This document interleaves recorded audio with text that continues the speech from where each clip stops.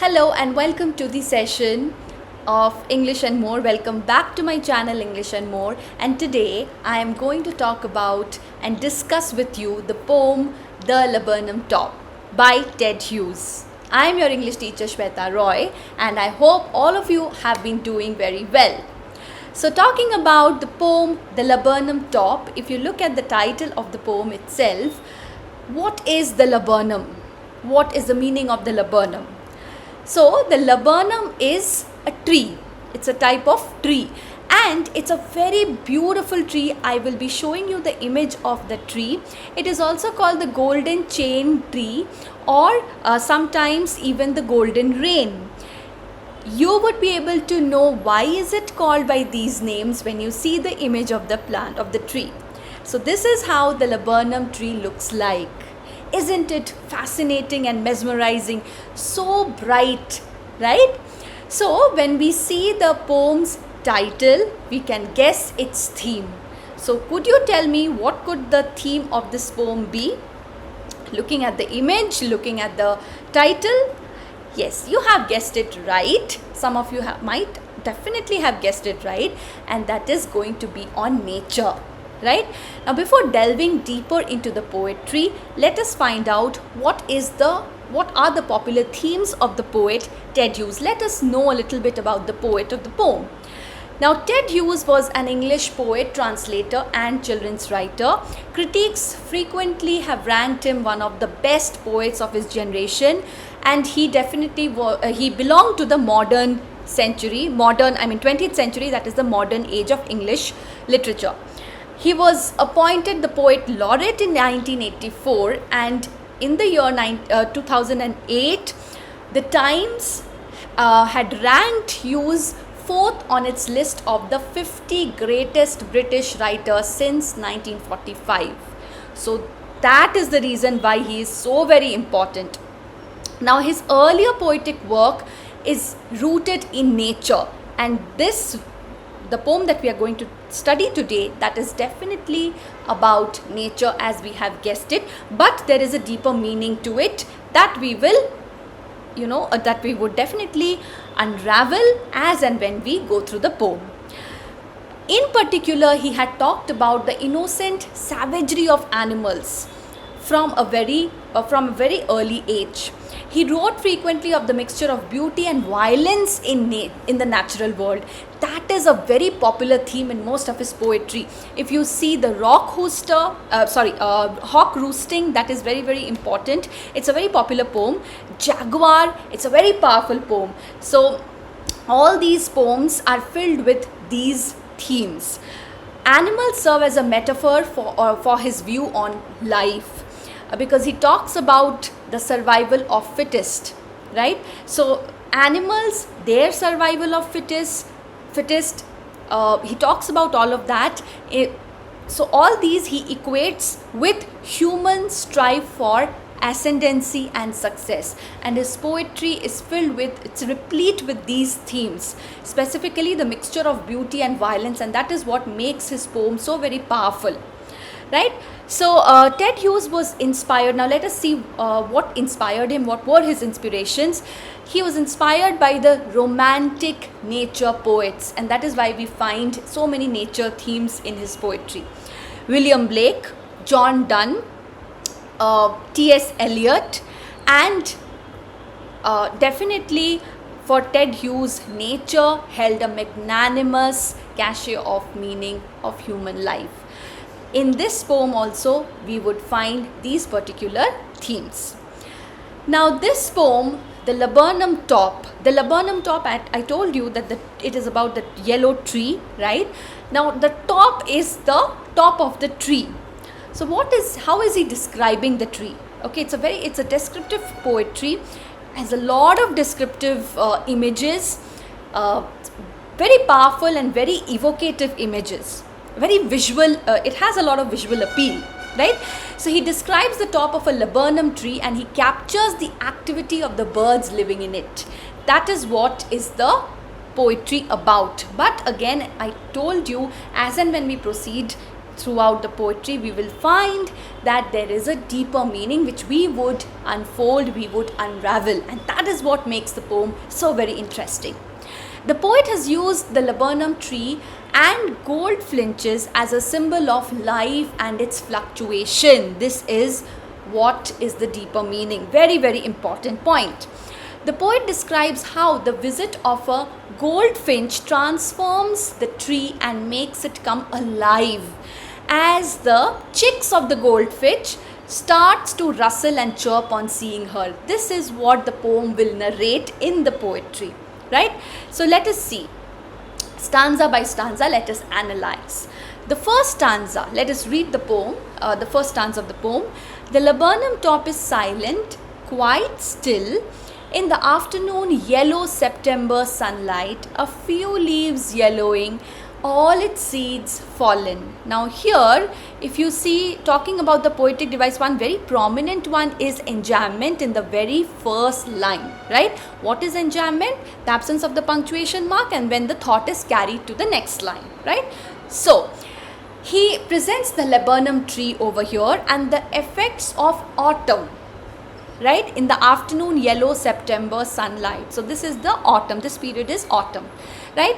In the first three lines, autumn is the preface to winter, right? If autumn is there, the next season is going to be winter.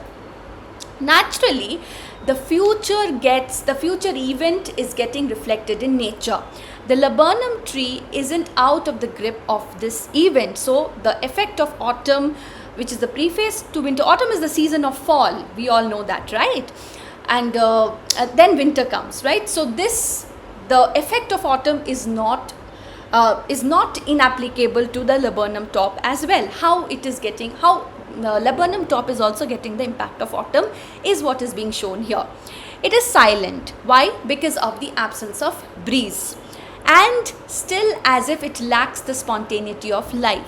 So as if laburnum top is not lively enough, right? Moreover, the yellow sunlight in the afternoon makes the leaves appear yellower, even yellower, right? Much yellower, right? The seeds of the laburnum tree have fallen and it stands like nothing can redeem the tree from the autumn slumber. So it is a lazy autumn summer. If you see, it is very silent. The laburnum top is very still and very silent. SS, alliteration, okay? September sunlight, again alliteration, right? And a few leaves yellowing, all its seeds fallen. Few leaves are yellowing. Please remember, autumn is the season of fall. Leaves starts to fall, and it is also symbolically represented as the symbol of death and decay. So even the laburnum top is not out of the grip of the effects of autumn, right? Next, yellow. Yellow color has been used repeatedly in this, right? And you know that laburnum, I have shown you the image of laburnum top. Those flowers are also yellow. The tree is yellow, right? In the sunlight, it is even more yellow. And then first, the tree's flowers are yellow. Then the leaves have also turned into yellow. The sunlight is also yellow. So yellow has been repeated. It symbolizes beauty because the flowers are yellow. They're very beautiful, which though have fallen off in the form of seeds, they are, because autumn is the season of fall. Death, because of the yellow leaves. When leaves become yellow, that means they are getting decayed, right? Gradually they would dry up, right? Withered. As well as silence. So silence has also been described. It is the time of day and there is no rain, there is no wind. It is absolutely silent. When are the leaves silent? When there is no movement. The leaves will move only when it is windy or when it is raining, right? Otherwise it would be absolutely still, right? In the whole stanza, the poet is trying to describe the miserable condition of the laburnum top. Why? Why is it miserable? Because of its silence, because there is no wind, absence of rain. It is autumn. Bright yellow sunlight is falling on the leaves. It is autumn, the season of decay, dying, and it is without seeds because the seeds have all fallen. Next, let us come to the next stanza. So far, it was absolutely in miserable condition till the point when the goldfinch comes. When the goldfinch comes with a twitching chirrup, a suddenness, a startlement, at a branch end. Then, sleek as a lizard and alert and abrupt, she enters the thickness, and a machine starts up of chitterings and a tremor of wings and trillings. The whole tree trembles and trills. Repetition of T sound, alliteration, right? It is the engine of her family. Very, very important line. It's a metaphor over here. She strokes it full, then flirts out to a branch end, showing her barred face identity mask. So FF, repetition of the consonant sound F, alliteration, right? Now what is the poet trying to tell you here? Now in the initial stanza was absolutely negative, pessimistic by nature, right?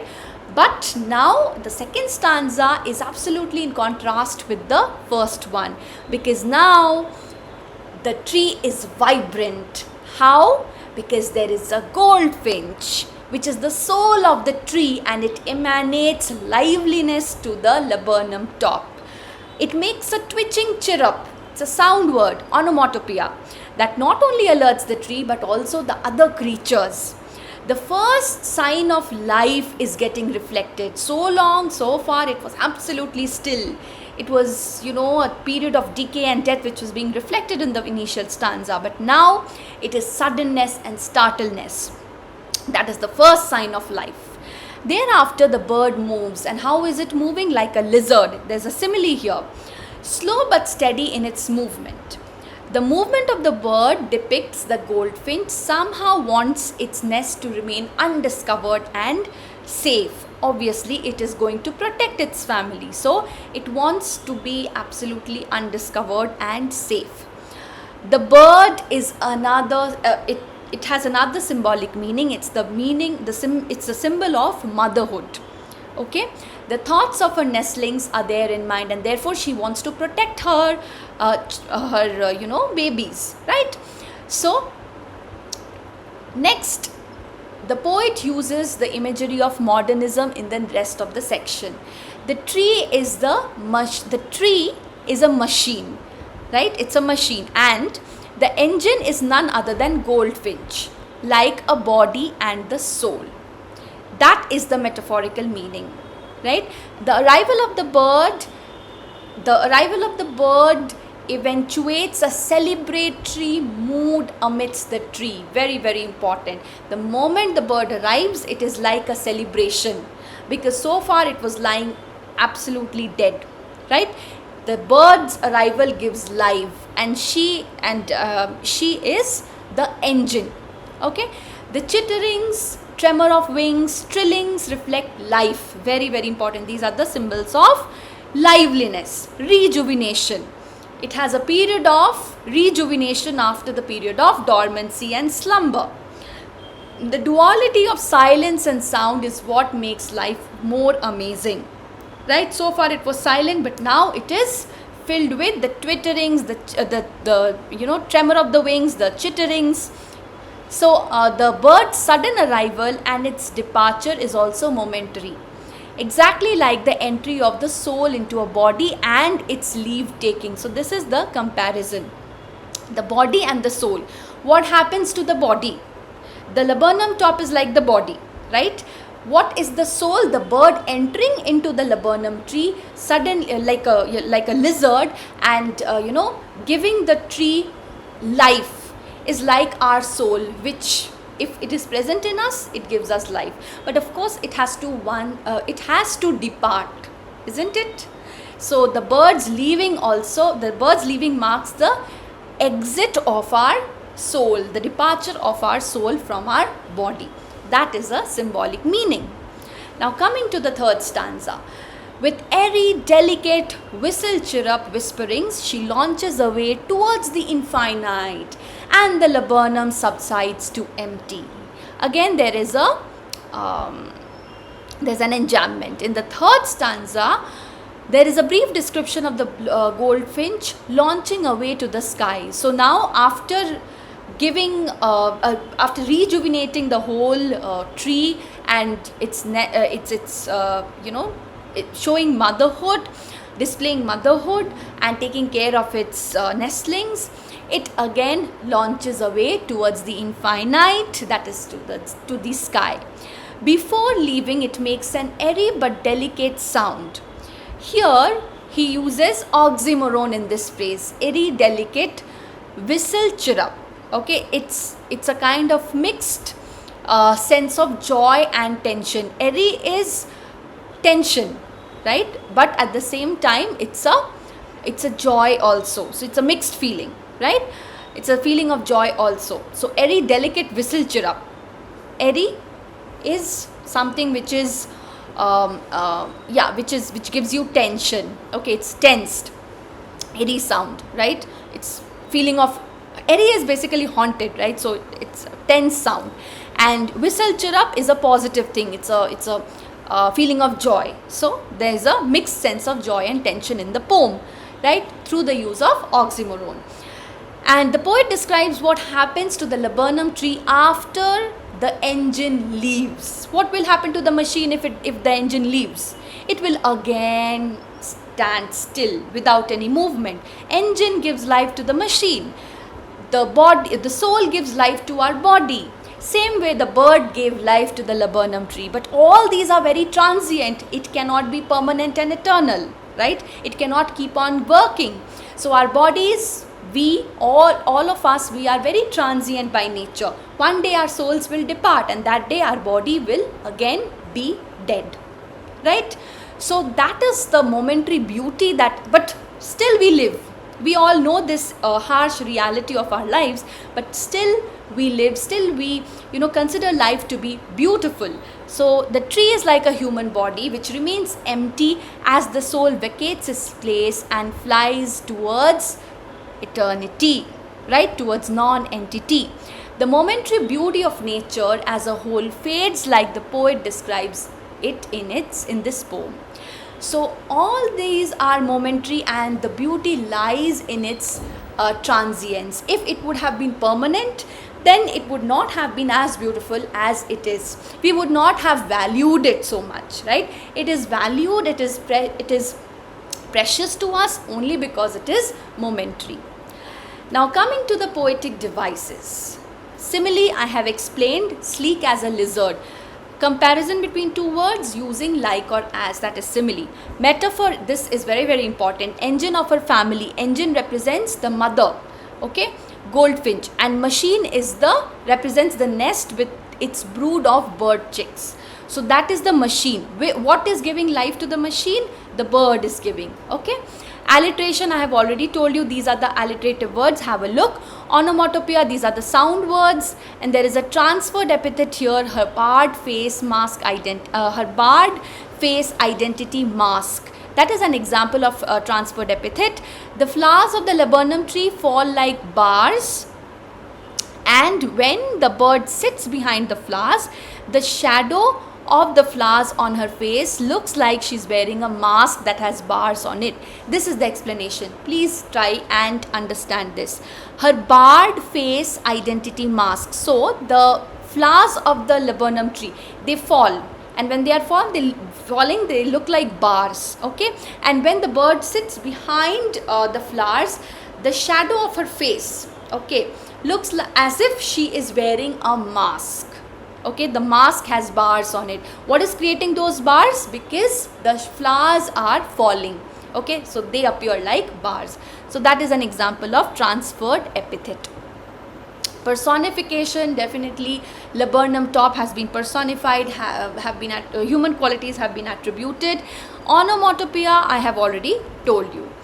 Now talking about the themes of the poem. Now very, very important themes are autumnal change, because it is showing transience, of course, is there. It is showing the transformation, what happens during autumn, what is the impact of autumn to the laburnum top, on the laburnum top. Then motherhood, transience of natural beauty, and the resonance of life. All these are very, very important themes. Please note this.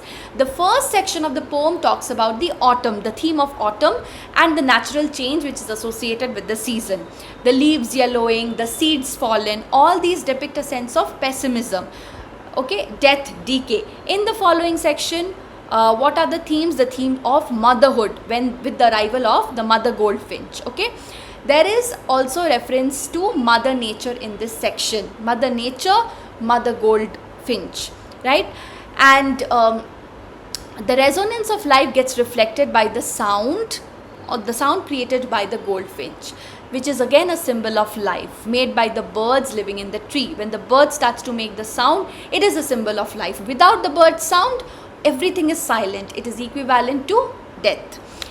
After the departure of the goldfinch, what happens? The beauty of the previous section again fades away, and again it returns to what it was in the first stanza. And this depicts the transience of natural beauty. Nothing is permanent. Now there is another interpretation, a very interesting interpretation of this poem.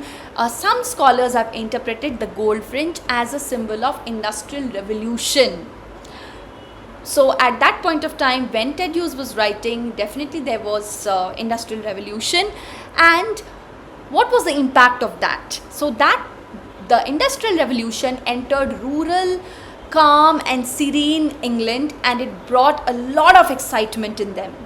However, the poet seems to claim that this revolution hid its true face behind a mask, just as the goldfinch is described wearing a mask, same way. Okay, and when one looked beyond the mask, or when the initial impact of the revolution phased out, England was again left emptier even than before. So here he could be referring to the collapse of faith, rural serenity, human employment opportunities, and the pious environment. So all these are, this is another interpretation apart from the interpretation that we had seen so far about, themes of motherhood, themes of transient natural beauty. Okay, this is another interesting interpretation of the poem. So with this we have reached the end of the poem, The Laburnum Top. If there is any questions that you want to ask, or if there is any opinion that you have, do post your comments in the comment section, and do let me know how did you enjoy the poem The Laburnum Top, and what is your most interesting takeaway. Which line did you like the most in this poem? Do post in the comment section. And before we end the class, do not forget to like, share and subscribe to the channel. So we'll meet you again. Until then, take care. Bye bye.